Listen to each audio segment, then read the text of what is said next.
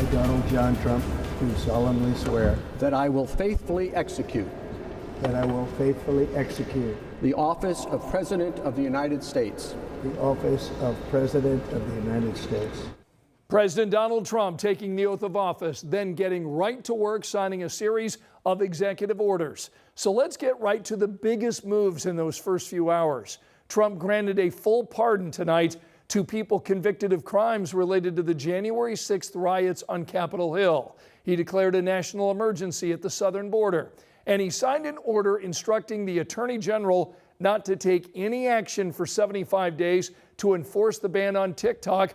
That way his administration can determine a path forward. Those are just a few of the executive orders signed tonight by the president. Susan McGinnis is in Washington tonight, where the president used Inauguration Day to quickly implement his agenda. At the first inaugural ball for President Trump and the First Lady, even though it's their second time around. It's one of 3 balls capping a day filled with ceremonies, celebrations, even an indoor parade.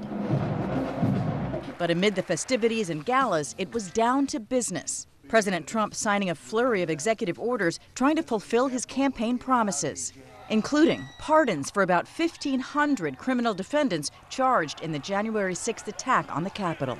We hope they come out tonight, frankly.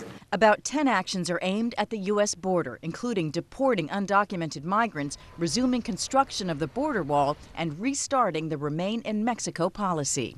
Another order attempts to end birthright citizenship, requiring a reinterpretation of the 14th Amendment.